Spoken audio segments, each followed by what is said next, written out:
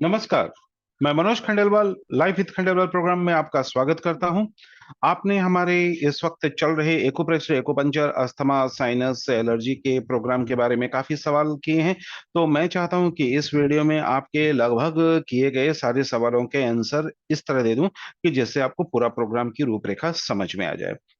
ये जो हमारा अस्थमा का प्रोग्राम है, यह एक प्रोग्राम नहीं बल्कि इसमें बहुत सारे प्रोग्राम है। मोर देन 100 टॉपिक जो है वह हम कवर करने जा रहे हैं। जैसा कि आपको मालूम है कि कोई भी क्लिनिकल प्रैक्टिस में कोई भी अगर हम काम करते हैं तो वहां पर सिर्फ किताब वाली जानकारी से हम क्लिनिक में रिजल्ट नहीं दे सकते। तो रिजल्ट देने के लिए आपको बहुआयामी होना पड़ता है। और एक एक्यूपंक्चर क्लिनिक में सिर्फ निडल नहीं होता, या एक्यूप्रेशर क्लिनिक में सिर्फ दवा नहीं होता, बल्कि उसमें कपिंग भी है, ड्राई कपिंग भी है, मॉक्सिबेशन भी है, प्लम बसम भी है, और बहुत सारे गजट भी है। तो ऐसे कर कर बहुत सारी चीजों की जरूरत पड़ती है। तो ये जो अस्थमा का प्रोग्राम है, इसमें हमने क्या क्या है, एक बड़ा सा कैनवस लिया है जो लगभग 3 महीने चलेगा। तो इसके दो पार्ट है। पहला पार्ट क्या है कि यह ऑफलाइन जो होगा वो दिल्ली और मुंबई में 2 दिनों का होगा, जिसमें हम सिखाएंगे आपको कैटगर्ड। जो मेडिकल रिकॉग्नाइज्ड पर्सन है वो कैटगर्ड वगैरह का इस्तेमाल अपने क्लिनिक में करना चाहते हैं या कर रहे हैं, तो उनको हम और दुरुस्त करें और नई जानकारी दें जैसे कि वो और बेहतर कर सके। और जो लोग नहीं कर रहे हैं और करना चाहते हैं, तो अगर वो लाइसेंस्ड या सर्टिफाइड या मेडिकल प्रोफेशन से हैं तो वो इसका इस्तेमाल कर सकते हैं। तो ये हो गई नंबर 1 बात कि दिल्ली मुंबई। अब सवाल आता है कि सर कौन से क्लास में? तो इस वक्त हमारे अप्रैल के सारे बैच फुल हैं, मई के सारे बैच फुल हैं, जून के सारे बैच फुल हैं। अब आपको सिर्फ अगर एडमिशन मिल सकता है तो वह जुलाई वाले बैच में और अगस्त वाले बैच में मिल सकता है। तो जुलाई का जो बैच होगा वो दिल्ली में होगा, और जो अगस्त का बैच होगा वो मुंबई में होगा। तो ये दो हो गई महत्वपूर्ण बात। तो अब सवाल उठता है, सर जो 3 महीने का प्रोग्राम है वह कैसे होगा? तो 3 महीने का जो प्रोग्राम है वह पूरा का पूरा हमारा ऑनलाइन होगा। अब सवाल ये है कि सर किस तारीख से शुरू हो रहा है? यह इसी महीने के 15 मई से शुरू हो रहा है, जो आपको सितंबर महीने तक जाएगा। हो सकता है सितंबर के बाद भी जाए, क्योंकि ये प्रोग्राम बहुत बड़ा प्रोग्राम है। और इसको हमने इस ढंग से डिजाइन किया है कि आपको एक्यूप्रेशर और एक्यूपंक्चर क्लिनिक में जो चीजें की जरूरत पड़ती है वह सारे कवर कर ले। इसमें जो मुख्य टॉपिक हम कवर करने जा रहे हैं वह है अस्थमा, एलर्जी और साइनस। ज्यादा करके अमूमन आपके क्लिनिक में इसी तरह के रोगी आते हैं। तो यहाँ पर भी एक महत्वपूर्ण बात है कि सर कितने क्लासेस होंगे और कितने सेशंस होंगे। तो ये टोटल जो क्लासेस और सेशन को अगर हम टॉपिक वाइज देखेंगे तो मैं आपको लगभग लगभग 60-70 जो टॉपिक है मुख्य मुख्य वो बता देता हूँ, और फिर उसके सब टॉपिक और ज्यादा हैं। लेकिन पूरे प्रोग्राम की जो रूपरेखा है ऑनलाइन में वह आपको ध्यान देने योग्य है। पहली बात यह है कि एक्यूप्रेशर एक्यूपंक्चर में किसी खाली पॉइंट से काम नहीं चलता है। आपको पेशेंट के साथ एक लंबे समय तक काम करना पड़ता है। तो पेशेंट की consultancy, counselling, physical examination, medical report से लेकर उसको बूस्टर ट्रीटमेंट देने तक और होम केयर देने तक के सारे प्रोग्राम हमने इसमें इंक्लूड किए हैं। ये हो गई इसकी सबसे महत्वपूर्ण बात। और पर क्लास के जो फीस वगैरह है वो बड़ा ही हमने एकदम कम खर्च का रखा है कि सारे लोग उसको अफोर्ड कर सके।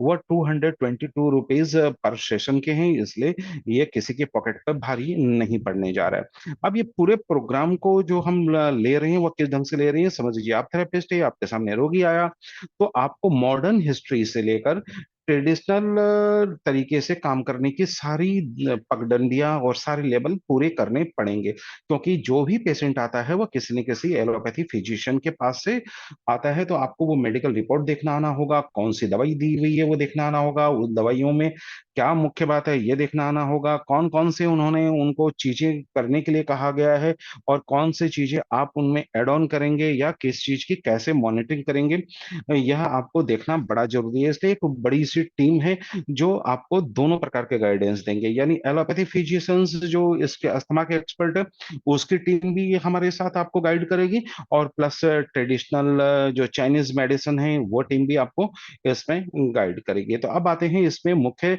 इसका जो सारा धुरी है वो एक्यूप्रेशर और एक्यूपंक्चर के इर्द गिर्द है। तो एक्यूप्रेशर एक्यूपंक्चर में मैं आपको बता देता हूँ कि इसमें क्या क्या चीजें हम इंक्लूड करने जा रहे हैं। सबसे पहले तो हम इसमें इंक्लूड करने जा रहे हैं टीसीएम। अब टीसीएम में ज्यादा करके लोगों ने एक्यूप्रेशर एक्यूपंक्चर सीख रखा है। यहाँ पर हम आपको जो बताएंगे और ये बताएंगे कि किसी भी पॉइंट का किसी दूसरे पॉइंट के साथ समावेश करके 2 और 4 पॉइंट में ही हमको काम क्लिनिक के कैसे करने हैं। और जब हम क्लिनिक के काम करते हैं ना, तो उस क्लिनिक के काम में बहुत सारी चीजें जुड़ जाती है। कुछ लोगों को हमको एक्यूप्रेशर करना होता है, किसी को एक्यूपल्सर करना होता है, किसी को एक्यूपंक्चर करना होता है, किसी को कैटगट करना होता है, किसी को वकारिया सीड करना होता है, किसी को पैलेट करना होता है, किसी को ड्राई कपिंग करना होता है, किसी को ब्लड लेटिंग करना होता है, किसी को मॉक्सिबेशन करना होता है। और मॉक्सिबेशन में भी दर्जनों प्रकार के मॉक्सिबेशन है। कुछ धुएं वाले हैं, कुछ बिना धुएं वाले हैं, और कुछ कोल्ड मॉक्सिबेशन है, कुछ हॉट मॉक्सिबेशन है। तो ऐसे कर कर यह सारी चीजें मिलकर एक क्लिनिकल पैकेज बनता है जो हर पर्सन पर वेरी करता है। उसके बाद क्या होता है कि पेशेंट अपने घर चला जाता है। तो यहाँ पर एक दिक्कत आती है, एक्यूप्रेशर एक्यूपंक्चर वाले प्राय नहीं करते, वो उनको बूस्टर ट्रीटमेंट नहीं देते हैं। तो यहाँ पर हम आपको बताएंगे कि बूस्टर ट्रीटमेंट आपको कैसे देना है। और एक दिक्कत ही क्या आती है कि पेशेंट प्राय अस्थमा के एक बड़े दायरे से आपके पास आते हैं। लोकल पेशेंट तो आते आते हैं, उस स्टेट के उस राज्य के दूर दूर से पेशेंट आते हैं। उसको लगातार क्लिनिक पे 20-30 दिन बुलाना संभव नहीं होता है, आपके लिए भी और पेशेंट के लिए भी आना संभव नहीं होता है। कोई जो बच्चे होते हैं वो स्कूल जा रहे होते हैं, जो बड़े लोग होते हैं उनके भी अपने काम होते हैं, तो लगातार आना सबके लिए थोड़ा सा दिक्कत है। तो हम लोग यहाँ पर क्या कर रहे हैं, आपको वर्चुअल क्लिनिक कैसे बनाना है वो सिखा रहे हैं। वर्चुअल क्लिनिक इस वक्त पूरे भारत में सिर्फ हम ही लोग कर रहे हैं, बाकी कोई भी वर्चुअल क्लिनिक के फॉर्मेट में इस वक्त नहीं है। तो आपको हम सिखाएंगे कि घर से ही आप अपने सारे पेशेंट को मॉनिटर कर सकते हैं। और अगर आप किसी कारणवश अगर मौजूद नहीं है, तो हमारी पूरी टीम 100 डॉक्टरों की टीम है जो आपको बिल्कुल गाइड करेगी। और आपके उस जो समय है उसमें अगर आप अनुपस्थित हैं, तो वह काम भी हम पीछे से फीडबैक आपको बैकअप भी दे रहे हैं, फीडबैक भी दे रहे हैं, दोनों चीजें दे रहे हैं कि आपके पेशेंट को हमने कैसे संभाला इसका फीडबैक भी देंगे। और प्लस बैकअप प्लान देंगे कि आप कहीं अगर 10-15 दिन के लिए जा रहे हैं, तो आपके पेशेंट की जो केयरिंग है वह सारी हम उस टीम से आपकी करवा देते हैं। प्लस वर्चुअल क्लिनिक से यह फायदा होता है आपको कि आपके पेशेंट को जो छोटी छोटी चीजें हैं, समझ लीजिए वो घर में ऑब्जर्वेशन कर रहा है, सही कर रहा है कि नहीं कर रहा है, तो आप कैसे मॉनिटरिंग करेंगे, आप तो उसके घर जा नहीं सकते और वो रोज क्लिनिक आ नहीं सकता। तो उसको मॉनिटरिंग करने के लिए हम वर्चुअल क्लिनिक की सहायता लेंगे, वो हम आपको इस प्रोग्राम में सिखाने जा रहे हैं। प्लस कुछ होम केयर के होते हैं, कुछ फूड हैबिट्स होते हैं, कुछ हमें फिजिकल एग्जामिनेशन उसके जहां पर परिवेश में वो रहता है उसका भी करना पड़ता है। तो वो कैसे करेंगे, वो वर्चुअल क्लिनिक उसमें आपकी सहायता करता है। फिर जिनके पास समय नहीं है और छोटी छोटी बात के लिए अगर उसको कोई सवाल करने हैं या कुछ दिक्कतें आ रही है काम करने में, कुछ ब्रीथिंग एक्सरसाइज में अगर उनको दिक्कत आ रही है, अचानक किसी दिन उसको एक्यूट कंडीशन हो गया, तो उस वक्त आप उसकी कैसे मदद करेंगे। तो हमारे पास 2 अलग अलग टीमें हैं जो आपको बैकअप प्लान देती है। एक एलोपैथी फिजिशियंस की टीम होती है और एक ट्रेडिशनल मेडिसिन और या टीसीएम की टीम होती है। वो दोनों के बैकअप प्लान आप कैसे लेंगे, तो वो सारी चीजें हम इसमें इंक्लूड करके चल रहे हैं। तो अगर मैं लबोलोब करके आपको अगर समझाने की चेष्टा करूं, तो सबसे पहले हम लोग चलेंगे एक्यूपंक्चर पॉइंट लोकेशन इंडिकेशंस के बारे में और उसके कंबाइनेशन कैसे बनाते हैं उसके बारे में। फिर हम उस पे चलेंगे कि उसमें निडलिंग कैसे की जाती है। और निडलिंग करने के लिए बहुत सारे तरीके होते हैं, कुछ फर्स्ट टाइमर होते हैं वो सेफ निडलिंग कैसे करेंगे, कुछ लोग जो निडलिंग नहीं करते हैं वहां पर आप उसके एक्यूपल्सर कैसे करेंगे, वकर एसिड कैसे इस्तेमाल करेंगे, बॉडी के ऊपर में और सारे टेक्निक्स होते हैं वह कैसे करेंगे, मॉडर्न एक्यूप्रेशर कैसे करेंगे, यूज एंड थ्रो पैड्स कैसे इस्तेमाल करेंगे, ईसीजी पैड्स कैसे इस्तेमाल करेंगे, और बहुत सारे तरीके हैं जो कैसे इस्तेमाल होगा। वह सारी तकनीक हम आपको इसके साथ सिखाएंगे ताकि आपके पेशेंट के अनुरूप आप अपने प्रोग्राम को ढाल सके और बना सके। क्योंकि ये बात मानकर चलिए हर लोग एक्यूपंक्चर के लिए तैयार नहीं होते हैं, किसी को निडल फोबिया होता है, या कभी कभी ऐसा भी होता है कि हमें उतनी तक जाने की जरूरत नहीं पड़ती। हमारे पास बहुत सारे ऐसे तकनीक है जिसका हम इस्तेमाल करके पेशेंट का एक बार कॉन्फिडेंस ले लेते हैं, उसके पास फिर जो जरूरत होती है उसके हिसाब से हम चलते रहते हैं। तो एक्यूपंक्चर का एक पार्ट जो टीसीएम है वो हम इसमें कवर कर रहे हैं। लगभग लगभग 50 पॉइंट के बारे में हम आपको बहुत विस्तार से बताएंगे कि उन सब का इस्तेमाल आपको अस्थमा, एलर्जी और साइनस में कैसे करना है। ये हो गई सबसे मुख्य और पहली बात। उसके अलावा उस रोगी का मॉडर्न मेडिसिन से डायग्नोसिस कैसे करना है, कौन से रिपोर्ट उनके देखने हैं, कैसे देखने हैं, वो जो मेडिसिन ले रहा है उस मेडिसिन के साथ आपको क्या ट्रीटमेंट देना है, कौन सा मेडिसिन अपने पेशेंट को अपने आप बंद करने के लिए नहीं बोलना है, या कोई भी मेडिसिन है उसमें अगर पेशेंट कोई तब्दीली करता है तो आपको आपके फिजिशियंस के बैकअप प्लान से पहले पता कर लेना चाहिए कि आपके पेशेंट ये गलतियां कर रहे हैं, क्या उसको इसकी अनुमति दी जाए या न दी जाए। या अगर आपको उस पेशेंट का बैकअप प्लान में ये देखना है कि उसको कोई नए ढंग से कंसल्टेंसी करानी है, तो आप नए ढंग से भी कंसल्टेंसी हमारे एलोपैथिक फिजिशियन से करा सकते हैं। तो ये दोनों प्रोग्राम पैरेलल चलते हैं ताकि आप अपने क्लिनिकल प्रैक्टिस में कहीं से भी मात ना खाएं। इसके अलावा आते हैं हम सुजोग। तो सुजोग में भी हम कोरियन सुजोग एक्यूपंक्चर और एक्यूप्रेशर दोनों बताने जा रहे हैं, जिससे कि आप अस्थमा, एलर्जी, साइनस और इम्यूनिटी में कैसे काम करेंगे।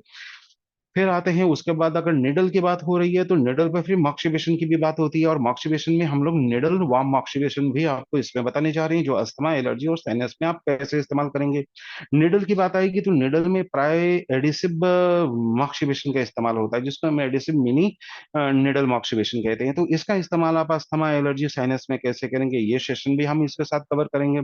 इसके अलावा बॉन्गरे मॉक्सिबेशन बड़ा कामयाब मॉक्सिबेशन है, जो अस्थमा में बच्चों को और जो एज ओल्ड होता है उनको होम केयर के लिए प्रिस्क्राइब करते हैं। वैसे क्लिनिक में भी जो लोग निडलिंग के साथ इस्तेमाल करते हैं वो लोग भी इसको इस्तेमाल करते हैं। तो इसमें भी दो टेक्निक होते हैं, एक 5 स्टार कूपन बॉन्गरे मॉक्सिबिशन है और एक है 1 स्टार कूपन बॉन्गरे मॉक्सिबिशन है। तो ये दोनों प्रकार के मॉक्सिबिशन अस्थमा, एलर्जी, साइनस में हम इसमें कवर करने जा रहे हैं। इसके अलावा पेशेंट में जो सबसे पहला हथियार होता है एक्यूप्रेशर क्लिनिक में या एक्यूपंक्चर में, होता है प्लम बशम। तो प्लम बशम मसाज आपको अपने पेशेंट पे अस्थमा, एलर्जी, साइनस में कैसे करेंगे, इसके बारे में हम आपको इसमें ट्रेनिंग देंगे। और साथ में वो लोग जो लोग एक्यूप्रेशर और एक्यूपंक्चर के बीच की स्थिति में होते हैं कि वो कुछ पार्ट तो एक्यूपंक्चर का भी कवर करना चाहते हैं और कुछ एक्यूप्रेशर का भी करना चाहते हैं, तो उनके लिए सबसे अच्छी चीज होती है एक्यूपल्सर। एक सस्ती सी डिवाइस होती है जिससे आप बहुत अच्छे रिजल्ट दे सकते हैं। और स्कैल्प एक्यूपंक्चर में भी, ऑरिकुलर एक्यूपंक्चर में भी और बॉडी एक्यूपंक्चर में, तीनों में इसका इस्तेमाल होता है। तो इसको कैसे इस्तेमाल करना है ये जानकारी हम इसमें आपको देंगे। प्लस कहीं कहीं हमें क्या होता है कि एकू पल्स जो होते हैं डीप भेजना होता है, तो वहां पर कुछ विशेष प्रकार के यूज एंड थ्रो पेड्स का हम इस्तेमाल करते हैं, कुछ ईसीजी पेड्स का इस्तेमाल करती है। तो वो सारी टेक्निक क्या होती है, उसको अस्थमा, एलर्जी, साइनस में हम कैसे इस्तेमाल करेंगे, ये ट्रेनिंग भी हम आपको देंगे, ताकि आप एक मॉडर्न एक्यूप्रेशर करें, इलेक्ट्रो एक्यूप्रेशर करें। वो जिम्मी वाले एक्यूप्रेशर का दौर अब खत्म है, दाने लगाने का दौर जो है वो अब खत्म है। आपको उस समय के साथ आगे बढ़ते हुए नए नए चीजों को नए ढंग से करना है, लेकिन ट्रेडिशनल साइंस की आत्मा को जीवित रखते हुए करना है। इसी तरह अस्थमा में आपको इलेक्ट्रो एक्यूप्रेशर जो बड़ा जरूरी है, और ज्यादा करके आजकल जितने भी मॉडर्न क्लिनिक है वहां पर इलेक्ट्रो एक्यूप्रेशर ही होता है। वो सारे कैसे करेंगे, जो लोग कान के माध्यम से इलाज करते हैं, ऑरिकुलर करते हैं या ईयर एक्यूप्रेशर करते हैं, तो वहां पर हम आपको दो चीजें सिखाने जा रहे हैं। एक वकारिया सीड से कैसे इस्तेमाल करेंगे, और दूसरा मॉडर्न पैलेट्स कैसे इस्तेमाल करेंगे। जितने भी स्पा है, रिजोर्ट्स है, मॉडर्न ब्यूटी पार्लर्स है, वो वकारिया सीड्स और दानों का इस्तेमाल नहीं करते हैं, वो लोग पैलेट्स का इस्तेमाल करते हैं। तो वो पैलेट्स आप कैसे इस्तेमाल करेंगे उसके बारे में भी हम थोड़ा सा आपको बताएंगे, क्योंकि जो पेशेंट आपको हाई पे करेगा वो मॉडर्न चीजों के साथ ही वो करेगा। वो नहीं चाहेगा कि कोई भी आदमी उसको पकड़े और कहे कि अरे तुम कान पे क्या लगा के घूम रहे हो। ऐसा करने से वो थोड़ी सी असहजता उनके जीवन में होती है, तो वो असहजता को समय के साथ हमको बदलते हुए कैसे काम करना है, तो वहां पर हम पैरेट्स का इस्तेमाल करते हैं। जितने भी अस्थमा, एलर्जी के पेशेंट हैं उनमें immune enhancing and inflammation reducing diet plan देना बड़ा जरूरी होता है। तो यहाँ पर ये पार्ट भी आपको सीखना बड़ा जरूरी है, नहीं तो आप होम काउंसलिंग में मात खा जाएंगे।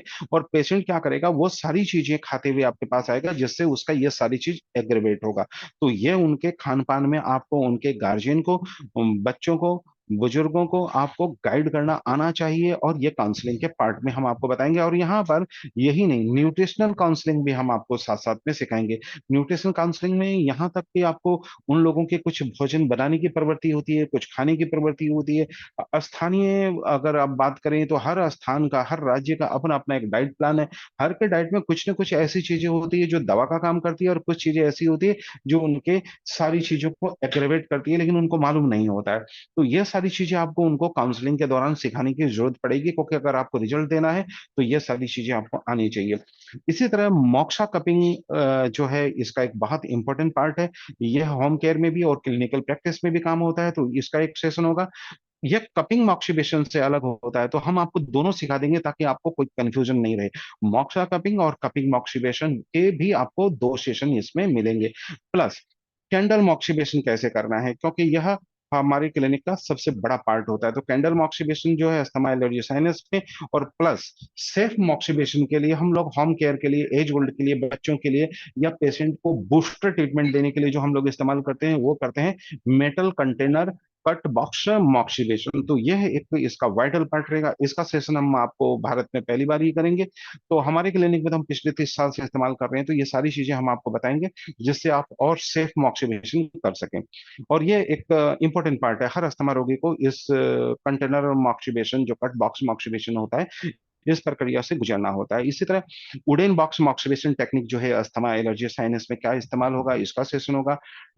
कपिंग के बारे में आप काफी बार सवाल करते हैं, तो तीनों प्रकार की कपिंग हम इसमें इस्तेमाल करेंगे। ड्राई कपिंग का टेक्निक क्या होगा वो आपको बताएंगे, फायर कपिंग का इस्तेमाल कैसे करेंगे वो बताएंगे, सिलिकॉन कपिंग का इस्तेमाल कैसे होगा वो बताएंगे। तो ये 3 सेशन जो होंगे ये कपिंग के बारे में स्पेशल अलग से हम आपको और कराएंगे। प्लस ड्राई कपिंग में ब्लड लेटिंग का बड़ा इस्तेमाल होता है। कभी कभी एक्यूट केसेस में हमें ब्लड लेटिंग की जरूरत पड़ती है, तो वह एक ड्राई कपिंग के माध्यम से हम आपको करना सिखाएंगे। और बिना कप के भी एक बार ब्लड लेटिंग के टेक्निक्स हम आपको बताएंगे।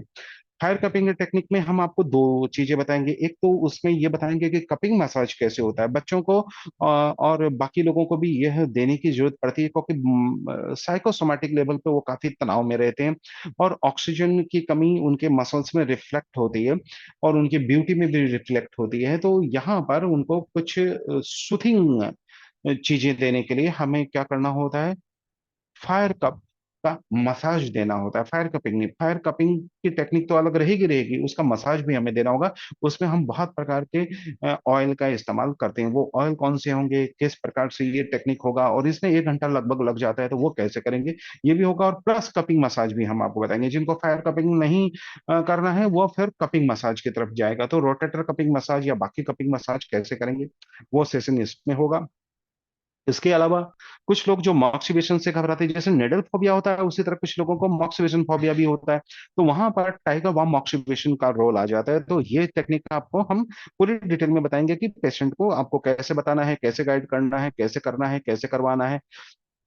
जो 2 इंपॉर्टेंट पार्ट है इसमें वो एक अलग पैकेज में भी हम लोग बनाते हैं। वो हमारे कायरो प्रैक्टिस में भी काम आता है और अस्थमा में काम आता है, सिर्फ दोनों के सिद्धांत और तकनीक बदल जाता है। तो यहाँ पर हम वो कवर करेंगे आपको।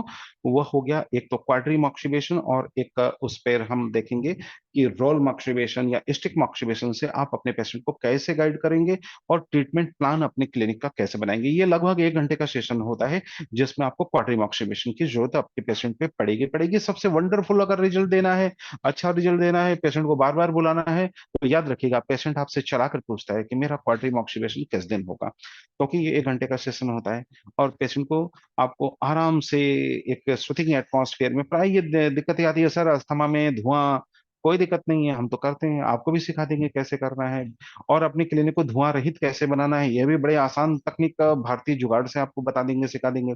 आप आराम से कर सकते हैं। मॉक्सिबेशन मसाज बड़ा एक इंपॉर्टेंट पार्ट है, तो ये हम इसमें कवर करने जा रहे हैं। और जितने भी ये डिसीजेज है इसके इलाज जो होते हैं ना, यह प्राय क्या होता है, लोगों को लगता है कि मॉक्सिबेशन तो सर्दियों में करने की चीज है। नहीं, हम तो उस समय करते हैं जब बहुत ज्यादा गर्मी पड़ती है, तो वहां पर एक मॉक्सिबेशन होता है जिसको हम शेनफोम ऑक्सीडेशन कहते हैं। तो शेनफोम ऑक्सीडेशन जो पूरी दुनिया में बड़ा फेमस है इम्यूनिटी बढ़ाने के लिए, वह कैसे करना है, तो ये हम आपको सिखाएंगे। जापान, साउथ कोरिया, ताइवान, चीन, वहाँ के सारे स्कूलों में प्राय प्राय स्कूल वाले 90% स्कूल इस सेंफो मॉक्सिबेशन में कवर किए जाते हैं। और उस दिन स्कूल की छुट्टी होती है और वो लोग जाकर ये सारे मॉक्सिबेशन लेते हैं। तो यह तकनीक का आपको जरूर अपने बच्चों में करनी चाहिए, और आपके प्रचार प्रसार के लिए काम आएगा, आपके मार्केटिंग के लिए काम आएगा, और पेशेंट को पहले से ही सजग करने के काम में आएगा कि देखो अटैक के समय तो अटैक आ गया, लेकिन उसका प्रिवेंशन एस्पेक्ट जो होता है वो उस बीमारी के अटैक से 4-5 महीने पहले शुरू होता है। तो वहां पर शेनफो मॉक्सिबेशन आपको करना पड़ता है। तो इसी तरह बच्चों के मॉक्सिबेशन जो होते हैं वो अलग प्रकार के होते हैं, अस्थमा में, एलर्जी में, साइनस में। तो आपको पेडियाट्रिक शेनफो मॉक्सिबेशन भी बताया जाएगा। और प्लस बहुत सारे क्या है कि एक्यूपंक्चर के बहुत सारे पार्ट हैं, तो उस पार्ट में को भी हम थोड़ा थोड़ा इसलिए कवर करेंगे, उसके रिजल्ट अच्छे हैं। तो स्काल्प एक्यूपंक्चर में यामामोतो जो एक्यूपंक्चर है और एक्यूप्रेशर है, वह अस्थमा में कौन से ऐसे मिरेकल पॉइंट्स है जिसका इस्तेमाल आप रिजल्ट के लिए अच्छे ढंग से कर सकते हैं, तो वो भी हम इसमें साथ में कवर करेंगे। और साथ में इलेक्ट्रो एक्यूप्रेशर के कुछ नई टेक्निक भी हम आपको बताएंगे, कुछ स्पेशल रिफ्लेक्सोलॉजी बताएंगे जो साइनस में बड़े इफेक्टिव है, उसके रिजल्ट बड़े अच्छे हैं, 17-18 दिन में पेशेंट फील गुड वाले पोजिशन में आ जाता है। इसी तरह सिर्फ 5 निडल की जो टेक्निक है उसमें सिर्फ एक ही पॉइंट से आप अस्थमा में बहुत अच्छा रिजल्ट दे सकते हैं, एलर्जी में रिजल्ट दे सकते हैं, साइनस में दे सकते हैं। वह है embryo containing information of whole body organism techniques of acupuncture. उस तकनीक में हम एक्यूप्रेशर और एक्यूपंक्चर दोनों सेशन लेने जा रहे हैं।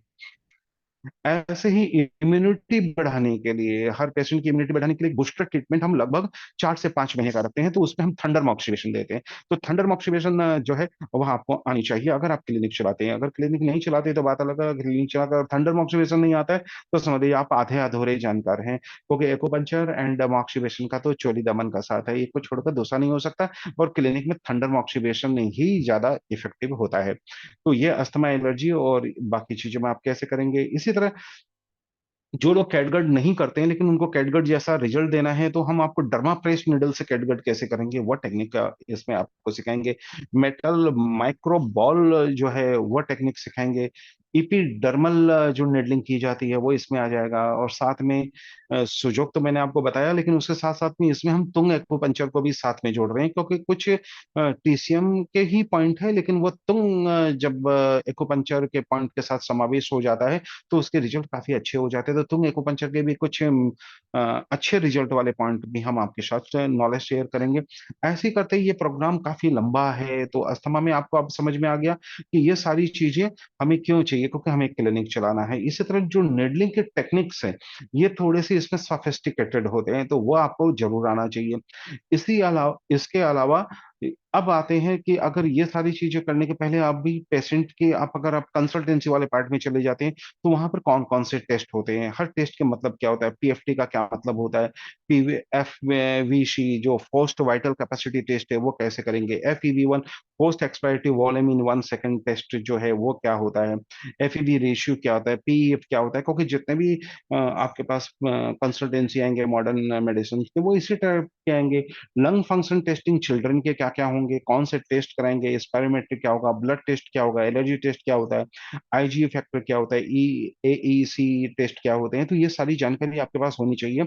एक्सरे के बारे में आपके पास जानकारी होनी चाहिए, और साथ में आपको वो सारी पैकेज बनाने की जानकारी होनी चाहिए कि कोई भी पेशेंट आता है तो उसके पैकेज कैसे बनाए जाते हैं, किस कंसल्टेंसी के पैकेज कैसे होते हैं, काउंसलिंग के कैसे होते हैं, और उनके बूस्टर ट्रीटमेंट कैसे होते हैं, बाकी जो फिर जो पीछे से बैकअप प्लान बनाते हैं उसके पैकेज कैसे होते हैं। तो ये सारी चीजें हम साथ में दे रहे हैं। और साथ में एक चीज और दे रहे हैं कि जो भी अस्थमा के पेशेंट होते हैं, प्राय आपने देखा होगा कि ऑक्सीजन की कमी से वो दूर से ही समझ में आ जाता है कि इनकी ब्यूटी जा रही है, तो ज्यादा करके वो लोग ऐसा ऐसे कहते हैं सर देखिए सांस ही नहीं आ रहा है। तो जब सांस ही नहीं आ रहा है तो सीधी सी बात है हमारी स्किन पे ग्लो कहाँ से आएगा। तो इसमें हम एक प्रोग्राम साथ में और लेकर चल रहे हैं, वह प्रोग्राम है आपको ब्यूटी का। तो ब्यूटी और साइनस के जो फेस के ऊपर में जो एक्यूपंक्चर और एक्यूप्रेशर की तकनीक है वो हम इसमें कवर करेंगे, ताकि आप अपने पेशेंट को बहुत अच्छा रिजल्ट दे सके। और ये बड़ा सस्ता था, सिर्फ 555 रुपीज में हम ये कर रहे हैं। और जो लोग हमारे ऑफलाइन क्लास में आ रहे हैं वहां पर उनको दोबारा फिर मौका दे रहे हैं। इसी तरह जो अब एक प्रोग्राम है जिसको हम बूस्टर और मैनेजमेंट अस्थमा में लेकर चलते हैं, वो यह है वर्चुअल क्लिनिक वाला। वर्चुअल क्लिनिक में क्या करना है, पेशेंट आपके साथ टच में एवरीडे रहेगा। हम आपको दुनिया के बड़े बड़े हॉस्पिटलों में होने वाले वो ब्रीथिंग के वो सारे राज्य आपको सिखाएंगे जो हम प्राय प्राणायाम, जिस ढंग से हम अगर आपको बताएं कि भारत में हम लोग प्राणायाम करवाते हैं या ब्रीथिंग एक्सरसाइज कराते हैं, वैसे अंतर्राष्ट्रीय स्तर पर भी इसी टाइप के बहुत सारे ऐसे ब्रीथिंग एक्सरसाइज हैं जो उनके मॉडर्न रिसर्च द्वारा प्रूवन है, यानी वो लोग आराम से उसको लेते हैं क्योंकि उन लोगों ने उसको साइंटिफिक कसौटियों पर परखा है। तो जो चीजें साइंटिफिक हो जाती है वो क्या होती है, हॉस्पिटल का पार्ट बन जाती है। तो आपको यह अपने पेशेंट को लगभग लगभग एक महीने तक अपने साथ करवाना है। तो पहले तो आपको सीखना पड़ेगा, तो 33 डेज तक हम आपको यह पहले सिखाएंगे ताकि आप अपने पेशेंट को वर्चुअल क्लिनिक से यह सारी चीजें दे सके। क्यों? क्योंकि समझ लीजिए आज आपने भोजन किया तो कल आपको फिर भूख लगेगी, आज सोए हैं तो कल फिर नींद आएगी। ऐसे ही अगर कोई एक ट्रीटमेंट देते हैं और पेशेंट को फिर हम एक महीने बाद बुलाते हैं या फिर समझ लीजिए एक सप्ताह बुलाते हैं, तो उसके बीच का जो ड्यूरेशन होता है वहां पर रिजल्ट कम होते चला जाता है। उस रिजल्ट को बढ़ाने के लिए और मेंटेन रखने के लिए आपको वर्चुअल क्लिनिक से पेशेंट को कुछ गाइडेंस लगातार देनी पड़ेगी। तो यह प्रोग्राम आपको साथ में रखना होगा ताकि रिजल्ट बरकरार रहे। और रिजल्ट एक दिन में नहीं आता है, वो धीरे धीरे आता है। बीमारियां एक दिन में नहीं आती, वो धीरे धीरे आती है। तो इस धीरे धीरे को बढ़िया से करने के लिए आपको वर्चुअल क्लिनिक भी आना होगा और ब्रीथिंग के सारे टेक्निक्स आने पड़ेंगे जो आप घर बैठे उनको मॉनिटर करेंगे और सिखाएंगे, बताएंगे, क्योंकि रोज उनको आपके पास आना पॉसिबल नहीं होता है। तो दूर के पेशेंट भी फिर क्या होगा, ऐसा सुविधा देंगे तो आपके पास आ सकते हैं। तो इसका भी हम आपसे कितना चार्ज ले रहे हैं? सिर्फ 101 रुपए पर डे का चार्ज ले रहे हैं, जिसमें हम आपको वो तकनीक सिखा रहे हैं जो आप अपने पेशेंट तक ट्रांसफर कर सकें। इसी तरह अब जो लोग मेडिकली क्वालिफाइड हैं और उन लोगों ने सर्टिफाइड एक्यूपंक्चरिस्ट है या योगा वाले हैं या नेचुरोपैथ वाले हैं, वो अगर कैटगट सीखना चाहते हैं तो 2 दिन का हमने कैटगट का भी रखा है और बड़ा सा सस्ता सा वो रखा हुआ है। तो कोई भी आदमी संपर्क करके वो भी ले सकता है।